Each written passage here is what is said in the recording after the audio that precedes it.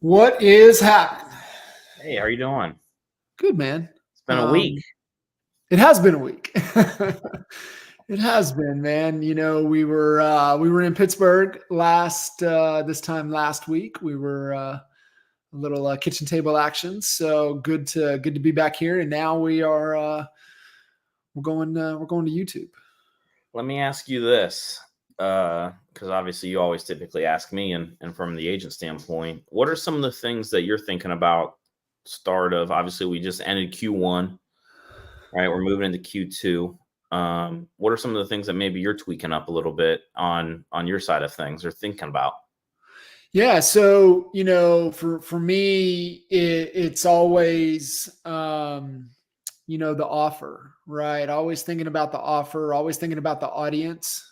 Is the offer right? Is the audience wrong? Is the audience right, but the offer wrong? And really trying to think about that, because without spending money, and honestly, being able to get to 3 or 4 sales a month without spending money, you should be able to, if you look at the core 4 and your lead getters, if you've got the right offer and the right audience. So you might have great sphere that just might not be the audience. They might not be in the market right now. You might have a great social media presence, but maybe your message, is the audience right? And then you're like, no, I got a great active sphere. I've got a great audience, some cold outreach, but man, what's my message? What's my offer to these people? So I think that's, for me, that's where my mind always goes, but that's a marketing mindset. And I think that's what, we talk about all the time, is that you've got to adopt that type of marketing mindset that just happens to do what, right? Happens to invest, happens to recruit, happens to work with buyers, happens to work with sellers. So for me, it's there, and no different. We go through the same process in our business that push agents, clients, push everybody to. And so as we're gearing up, one of the questions that's on my mind right now, besides that offer, is okay, what maybe it's a little bit of that DOS exercise, right? Dangers, opportunities, and strengths. Because and that's the question over here on, kind of my pre-strategy, notes and stuff, is that, what are our strengths? What are they? What are the strengths that we have? And then what is our brand promise? And with that, so what's our offer? What's our promise? Are these aligned? If not, they must be. And so what do we have to do to get our strengths aligned with our promise that we're making to the ideal audience? And so just really a lot there, if that, like, okay, hey, if that's off, then probably traffic's off. And if traffic's off, obviously conversion's off, and then you're not able to fulfill on that promise. So, for me, for us, for our thoughts, what I'm always thinking about is, the audience and the offer. If it's working, great. How can we do more of it? How can we, really go as deep as possible with it? If not, really looking for that. So I think for us, that's just kind of where my head's at, especially end of Q1 going into Q2, and not trying to blow the whole thing up. I've always been, get to halftime, right? So we're constantly making the tweaks, the offers, the audience, and everything, but I'm not ready to blow, stick the dynamite to it until halftime. At halftime, if it's like off and there's no hope in sight, like I'm open to restructuring the whole thing. But I want to give it a chance, because as we know, we deal in the real estate world, in the real estate space, it's a lot of there's seasonality, and I think we forget that. And in 20 and 21 and part of 22 conditioned us that there wasn't a seasonal curve. And I experienced this back in 2010, 2011 timeframe, maybe, I think it was. I may be off on my dates, but they offered a new buyer incentive, and it was towards the later of the year. So this might have been right before you got in, and there was an incentive to be a new homeowner. Yep. And so it jacked up the seasonal curve in the fourth quarter, and it was completely out of whack. And I think it was incentivized, obviously, before the end of the year. It impacted our November. I remember it impacted our November substantially, and it threw off the seasonal curve. But traditionally, and I've even got away from pushing people to reevaluate that seasonal curve, because there is a seasonality to every market, even in North Dallas, right? One of the hottest markets on the planet. Even in North Dallas, we know that there's only about 16% of the home sales happen in Q1. Yeah. Think about that, right? It's not 25, 25, 25, 25. I mean, Right. 16%, that's it. So there's a deficiency from the average. That means that there's going to be a surplus somewhere else. Right. And so I think, we need to be reminded of that. We do have some seasonal amnesia, if you will. So understanding, like, okay, is it seasonality? Is it us? But, mentally, kind of going through those things. Is my offer off? Is my audience off? Is it just seasonality? Is my effort off? Is it traffic? If it's not a traffic situation, is it conversion? Am I off in how, our best practices, speed to lead? Are we off in our tonality, in our cadence, our enthusiasm, our excitement? Like, just checking the boxes to make sure that, we're falling back. But, when you operate with high standards, I think you're always doing that. I think you're always thinking about that. Yeah. It's funny because I sent out a message today to my team and another team that I'm on a group text thread with. And, it's just like, hey, Q1's over, started Q2. You have the decision to, pour more gas onto the fire that you already lit. How much gas do you want to pour on? And because you said it, I mean, seasonality, a lot of the agents that, I deal with on my team or some agents that I coach on different teams, they got in 2020, 2021, even 2018, 2019, you could even throw that in. In my market, 2023, the last time we had that many, that few sales was all the way back to 2014. We had 27,000 homes sell in 2023, but the last time we had that few homes was actually 2014. And it's crazy because seasonality is back. I mean, I see it just with our numbers. We have, 10 active listings, 9 pending, and it's like they're just sitting. And so I'm like looking at our, I'm talking to Ryan, looking at like, hey, do we need to get more signs? Do we need to get more lock boxes? Like, we're trying to figure out, like, do we spend the money, or do we got stuff coming off the market, that we don't have to go spend the money? But it's because of the seasonality of Q1. And we've had a great Q1, but it's still, the marketplace overall is still slow. And that was part of the conversation. Like, just because you're behind maybe on your goals that you set for 2024 doesn't mean that you still can't hit them. Right. The beginning of the year is always supposed to be slower historically, at least in my market, just with the cold and this is the time, right? We're 2 days fresh into Q2 to where we get to make some decisions, some tweaks into our game plan. Hey, what were the lessons that we learned in Q1? What were some of the wins? What were some of the losses? Because you can learn from both of those, right?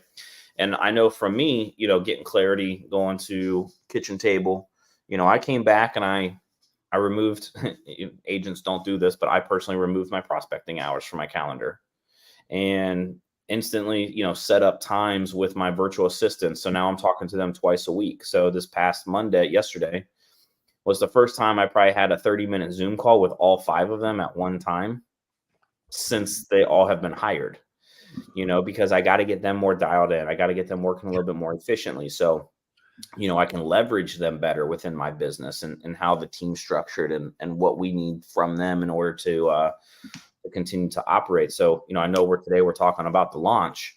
For me, it was activity time management. That was the spoke of the launch, that I got a little bit more clarity on coming back from kitchen table of like, okay, I can't dip my toes in everything, right? And I come on here and share with you guys, right? It's business pillars.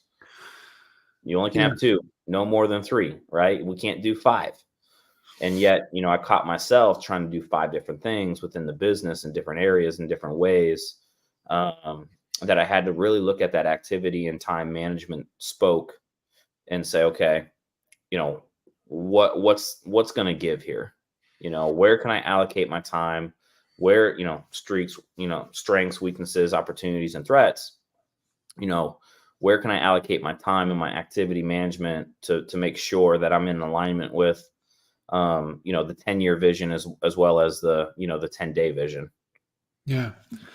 No, it's a great point. And I think, the big thing there, John, coming out of these 90-day cycles, because really, I think what everybody needs to understand is that strategically it's, I don't want to say impossible, but it is very, very challenging for our brains to operate more than those 90-day cycles. That's why typically, you don't run sales contests or anything, you definitely, you really need to keep them 30 days, but you can stretch them to the quarter. You can do quarterly, but you lose people if you don't. And that's the same thing for ourselves, right? Because it comes down to, the enthusiasm, the excitement. We need to recalibrate, reset, refocus. And really that's the intent of Kitchen Table. And, for folks out there, kind of just to give some context around what John was talking about with Kitchen Table. So Kitchen Table is a quarterly strategic workshop, mastermind, kind of the best of everything that I've been a part of, either as an attendee or host or facilitator for, over 15 years now. And, it started out as just a 2-day deep dive, really just taking through strategic planning. And so having that, evolved, not only into that, but additional thought exercises, just as I've evolved, innovated and evolved.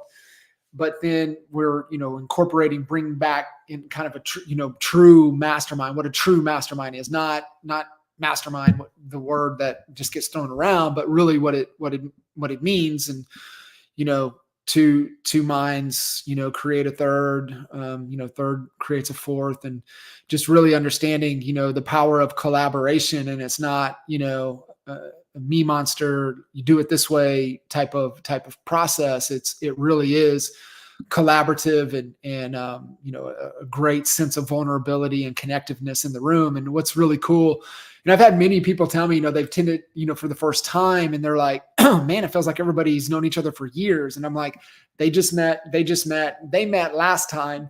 And they're like, no way. And I'm like, yeah, it's just because when you have like-minded individuals in a room to where there's no ego and it's about, getting to right instead of being right, that's where the magic really happens. And so Kitchen Table's becoming, it's always been special, but it's really becoming even more special. I think, I think I mentioned to you, so, we changed it up. Typically Kitchen Tables on a Thursday, Friday. That way it allows to roll into the weekend. You don't have to get right back into the day-to-day whirlwind and grind, but we had to move it to Monday, Tuesday this time because we were in Pittsburgh, for obvious reasons, but also, Matt and DJ are there.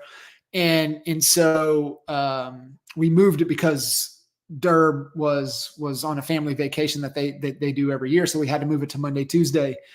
And I went into his office on Wednesday, and just being able to sitting there deep, just back and forth. I was, we were both downloading to each other, and, unsolicited, he goes, dude, I think that was the best one. And, Derb has been to first one, and he was at the first one, and he was at many others. Yeah. And for him to say that, I was like, man, I think we're close, right? I don't think it's ever perfect, but I think the sauce, the ingredients, the flow is great. And the reason I think June will be better, one, it's summertime. Two, business is going to be picked up. It's going to be a little bit more excitement, momentum for everybody. We're back to a Thursday, Friday. We can carry over into the weekend. Pirates are in town. So it's going to be a different energy. And so but I think our agenda is on point. So, throwing it out there, anybody, you guys are catching this, listen to the message, you can go to seat@thekitchentable.com and get more information. You can reach out to John, you can reach out to me, book a clarity call to talk about Kitchen Table. So we've got that. So John, let's because we are taking these calls, just so you guys know. So the growth calls that we're doing today, obviously we've had it into kind of a private Facebook group for quite some time now. And, I think there's just a better way to get the message out. So this is our first growth call that we've got streaming out on YouTube. And then, the team will rip it and get it out onto the Coach Code podcast. So it'll be out there for the audio format in the very near future. So typically if we go live, they'll throw it out on the podcast next week.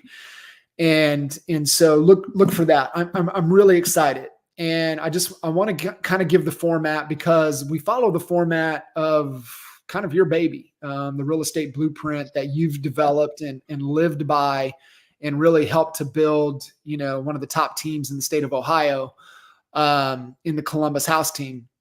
And it's really geared, it's principle driven. It doesn't matter what stage of the real estate, business you're in. Yeah. The format we follow, the format about it is it applies to any stage that you're in, because it's real simple. It's down to 3 steps. So how we've structured these calls. So just so you guys know, if you're going to tune in with us, every month is the same, right? We talk about it, we elaborate a little bit different, but it's the process. And so, it's 3 steps. So the first week we talk about is really what this call, right? The real estate launch, right? And really nailing that real estate business plan blueprint for yourself. The second week we get into the fast track, which really is about the day-to-day activities within your control. You've gamified it. You put it into a point system that if, things within your control that you don't even have to spend any money to do. And if you do these activities, there's guaranteed to get business if you stay consistent with it throughout the year. And then the third step in the third week of the real estate blueprint is the value equation. Really being able to know what your value is, articulate it to, before, during, and after, also with your vendors, to be able to add value to them, but also how do you leverage your vendors back to your clients? Yeah. And then, the fourth week, we love to bring in a guest that is living kind of that real estate blueprint, that is really understanding. They know their model. They know where their business is. They're actively doing the things daily. They know their value. And then if we have one of those months that has, a fifth Tuesday, a fifth week, then we open it up to Q&A. We usually just ping and pong. We, just have fun with that call. So I just wanted to really break down that format and the structure of these calls, because, what gets dumped onto the podcast is pretty cool, right? Because we've typically had 3 different conversations. We've had our expert mentors conversations. We've had our honey badger conversations with me and Kinder and Al.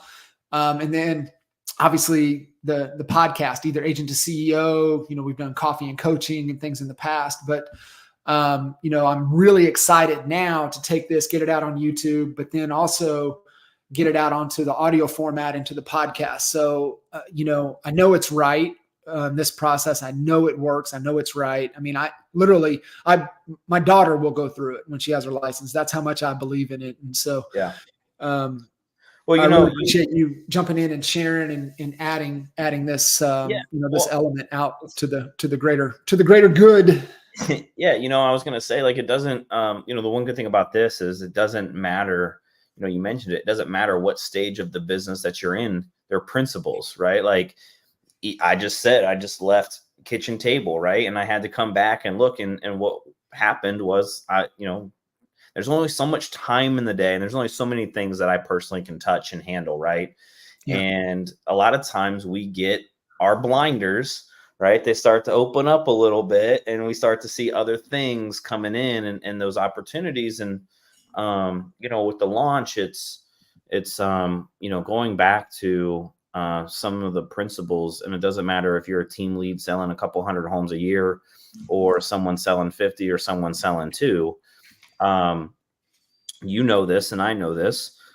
You from coaching agents and me from being in the rooms with other agents, is usually the top performers are only handling or executing on 2 to 3 things at a time, right? They're not sending out mailers and door knocking and doing buyer leads and working their sphere and putting on events, and the list goes on and on and on, right? Now they may have some components of their business, right? Like their agents may do open houses, but as far as the core of how they built their team or how they built their business, it's usually only 2 to 3 things that they're executing on at a high level, right? And then some of the other things are just kind of like sprinkled in there, but it's not a main focus. And so, obviously with the launch and bringing agents into the business, and just looking at our team and the team that I'm a part of, let's talk business pillars. How, the biggest question that a lot of agents have is how do I go get a client? Right? Like, what do I need to focus on?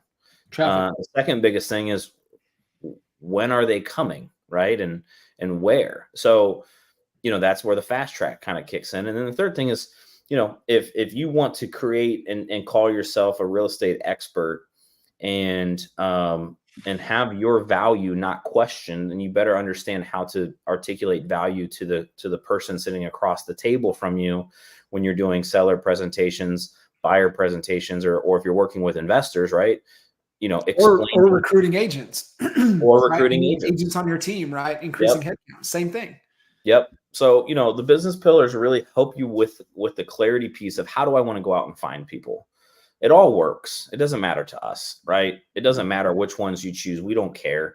Obviously, I'm biased a little bit on some things depending on where you're at in your career, but at the end of the day, it all works. It doesn't matter.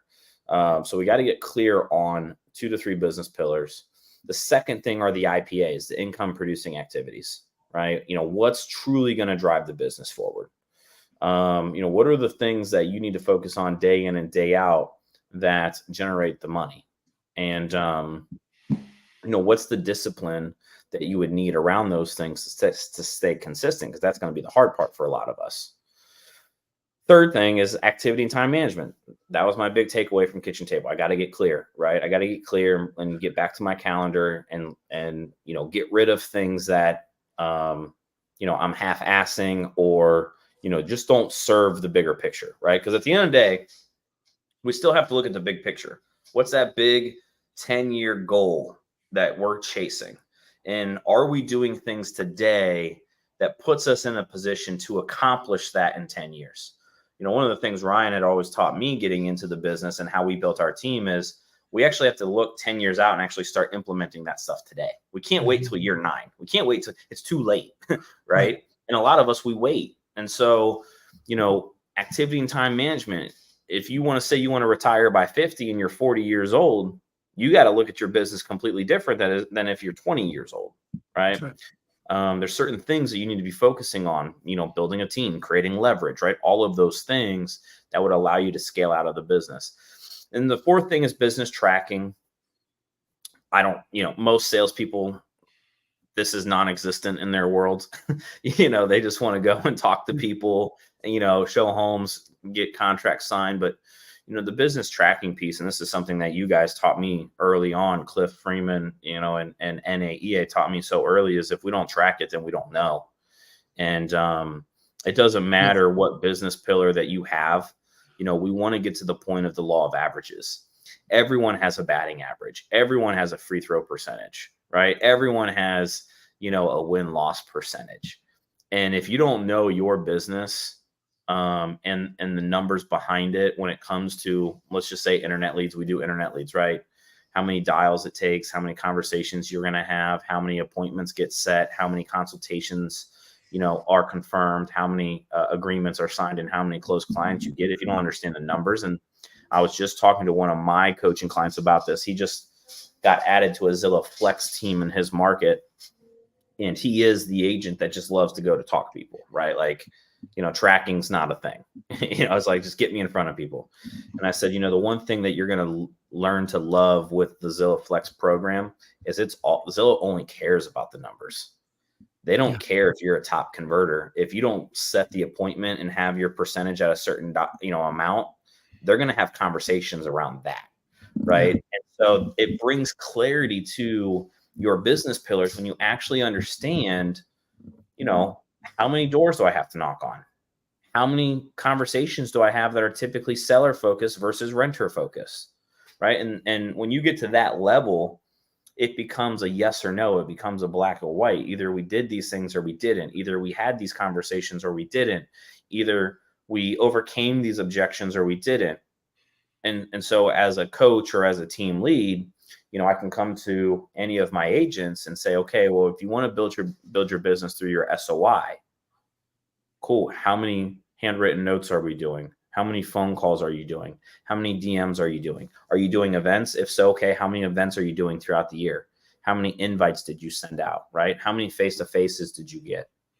And so we track those things because we all know that it comes down to conversations, right? Conversations lead to clients. And then the fifth thing is mentoring and coaching. This is probably the biggest thing that has sped up my career.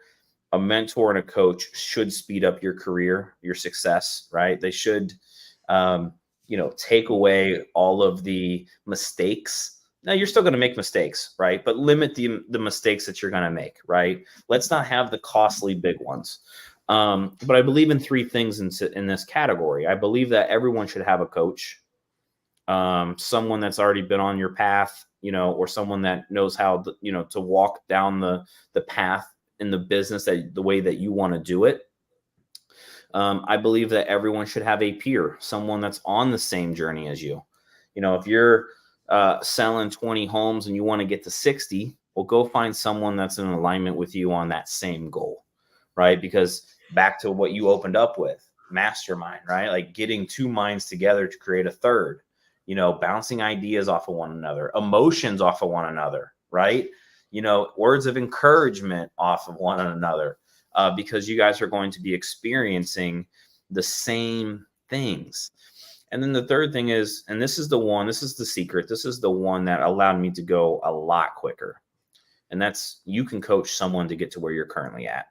And I didn't set out to be a coach. I was always a team guy. Like I love team sports, all of those things. But the reason why I got put into this position was because on my team, Ryan didn't really have the desire or the skill set to be that manager person. That just wasn't his personality. And so because I was already doing it, it was always like, well, just ask John, or John will show you, because, he's already working the Boomtown system. He's already working the leads. He's already got the tracking down. He's already got the presentation down. And so because I had to explain the nuances, at a level that the person could understand, because they didn't have a clue what I was talking about, it allowed me to become a better communicator to my clients. It allowed me to understand our processes a little bit better. It allowed me to understand real estate better. Yeah. It allowed me to understand business and the tracking and everything that we put right here in the launch. It allowed me to really understand those at a deeper level than just the surface. Oh yeah, let me go do open houses, right? Oh yeah, let me go door knock. Oh yeah, let me go get more sellers. Well, what does get more sellers mean? Like what's the plan? What's the strategy? What are the tactics that we have to implement in order to go get more sellers? And I see it right now with agents on my team and agents in the marketplace, right? All of the lawsuit stuff and, buyer compensation, all this. Oh, let's just go get sellers and that's going to solve our problem. Cool. Yeah, they can. But if we don't have a clear idea and plan, and we don't understand what we need to focus on every single day, and we don't understand the time management that it's going to take and the tracking behind it, because I tell all my agents, yeah, sellers take less time face to face, but you're going to be spending way more time on the phones. I can promise you that. You're going to prospect more, work less with the client. Buyers, you're probably going to prospect less and work more with the client. So which one do you want to do? Because, they all have their pros and cons. So it's not just, we can't just say, oh, let's go get more sellers. Well, how do we want to do that? Where do we want to focus? Do we want to focus on a geographical area, or we want to go expand, within our market and outside of our market? And so with the launch, it's just really helping agents get clear on, those 5 things. Yeah, no, it's key. And I think, the best exercise to really get clear, is going through a SWOT analysis, right? Yeah. What are your strengths? What are your weaknesses? Where do you identify those opportunities? What are those threats? And, strengths and weaknesses are internal, and then opportunities and threats are external. And just talk about earlier, right? The DOS, right? The DOS, and what are the fears that you have, kind of within your business and the things moving forward. Where are those like opportunities that you have? That, the D is danger, fear, opportunities, and then S are strengths. And the objective is, to utilize those strengths to overcome those fears and go capture, those opportunities. Yeah. And when you go through SWOT, you identify, okay, hey, these are our strengths. And then it goes back to what I was talking about earlier with offer and audience, is like, okay, where is the hungry audience? Where's the starving audience that has money, that has a real problem that you have a strength to help solve? And I think that's the biggest thing to understand too, right, John, is like, no matter what, you have to understand within real estate, if you're working with buyers, sellers, investors, other real estate agents, is that you have to uncover what is the result they're wanting to achieve. Meaning that if they can't achieve the result on their own, then they have a problem. And so what is your process? What is your message? What is it that you can do, that your strength, you have a unique ability, a gift to help them solve? And when you solve that problem and you get them the result, that's when money exchanges hands. And so I think that's just really key for everybody, and identifying, the market opportunities and what your strengths. So like for us, we got to top 10 in the world off of 3 things. One was guaranteed sell, meaning we were going after motivated sellers. Now, when you look at a great business model, you look at the building blocks of a business model. When you have that audience and then your value proposition to them, but what is the channel? How are you going to get that message out? Yeah. And that's always changing, right? So like we leveraged radio, we leveraged TV, we leveraged billboards, we leveraged direct mail. We did cold calling with our message, right? We had, wrapped Hummers, wrapped moving vans, right? Like we had that motivated seller message out there, because those were all the different channels to get it out there, the mediums to get it out there. Buyer, internet leads, that, we were at the forefront of it. I mean, you guys were right there as well at the forefront of that opportunity.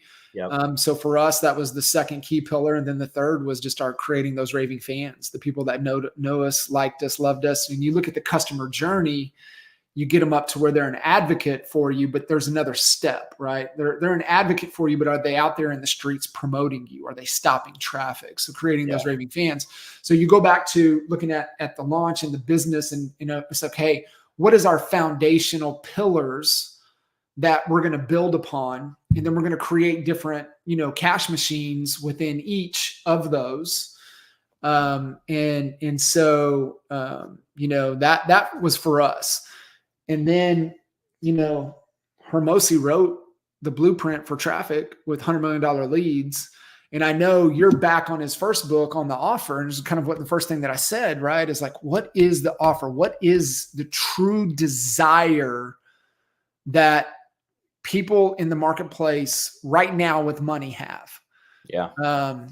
And like, what's their big problem? Because if you solve the big problem, that's where big money happens. And we can go solve a bunch of little problems. We're going to make little money. So I think it's a lot to kind of step and reflect back on and kind of get clear. But yeah, I mean, it really does. It starts with the launch and getting clear and building that foundation first. Because it all works, right? Like it doesn't matter, how you want to attack it. You're going to get conversations and clients, but you just got to get clear. Yeah. And then what you said earlier too, right? Like you don't make adjustments until halftime. That's it. And that's a mistake that a lot of agents make, is they're making too many adjustments too soon, and they're not letting things run the course, Cash conversion cycle, right? Yeah. Yeah. And each one of the business pillars has a different cash conversion cycle. Yeah. Right. And so if you don't do the business, and like these 5 things are so important, because if you don't do the business tracking, right, you don't know the cash conversion cycle. So you don't know what's working or what's not working, right? Like Boomtown type leads, traditional Google AdWords, is 8 to 12 months. Well, if I stop calling at month 4, I'm not even close, right? Zillow, 60 to 120 days, realtor.com, 20 days, right? Each one of those 3 different internet leads convert at a different cash conversion cycle. They convert at a different percentage, and they each are in different parts of the funnel, right? So you're speaking to them differently. Right. And they all have their, now the cadence as far as, what we need, the information that we need to get, and all of those things are the same. But if you're working, realtor.com leads, well, you got to understand where that lead's at in the process, the psychology of that lead, right? How what's your average time frame to get a lead to closing? Because that's what brings the full picture to be a little bit more clear for you within your business. 100%. If you guys are, kind of struggling with this, I know, like I said, we used to do this call inside of the Coach Code Facebook group, which if you're not a member of, just go, search on Facebook, Coach Code Facebook group. And you'll find it. You have to answer just a couple of easy questions. We'll let you in. All of the resources that we're talking about are in there, right? Either files, I think is what it's called, inside the group. So all of it's there. So the whole blueprint, the launch, the fast track, the value advantage, they're all there. All of those resources are there. So if you don't want to mess with that, maybe you want to do a little bit deeper dive, we've got it up here. We're pushing it, 7figurecall.com. I just checked the URL. It works. You can go, you could actually schedule. There's a calendar link, and then get on the calendar. Team will get you squared away, and then put you on a call and help you get absolute clarity. It's 100% value add. If you want to DM us directly, we'll get you the resources. The easiest thing, get into the Facebook group, because all the resources are there to be able to go tap into and get a hold of. So it's all there for you, but it's one of my favorite. It's above Zane's, my youngest son's, into his karate, walking into the karate studio is there's a sign above the door, right? It says the teacher will open the door, but the student has to walk through. Mm-hmm. And so all of the resources are here, guys. Like, we can't go all the way for you, because that's a different relationship. What we can do is open the door, and you just have to walk through. And it's one of those things, right? You have to commit. And if you commit to us, you commit to anybody else. I promise you that, I know for me, and I know for you, right? When people commit to you, you're not going to let them fail. But it takes a level of commitment, and understand what commitment really is and what commitment looks like. But there's nothing that can happen without that. So take advantage, guys. We talk about it all the time, 7figurecall.com. The resources are there. Walk through the damn door. I don't know any other way to put it. So reach out. We're here for you. We'd love to help you. I'm excited that we're pushing this to YouTube, and then it's going to get put out onto the Coach Code podcast. So there'll be the audio download, the audio listen to be able to jump back into. Book a call. Q2 is just kicking off. Yes, still got sir. Plenty of time in this year to still hit that goal. That's it, man. Just do it. Get a plan, execute the plan, really find a plan that you can trust, and just trust the process. Get to halftime. I'll tell you guys right now, get to kitchen table, get the blueprint, get to halftime, get to kitchen table. And then from there, we can make adjustments. I always tell everybody 28-3. And if you follow football and any football at all, you know what 28-3 means. And, it's just definitely there's no lead too large that we can't turn around and come back from. Yep.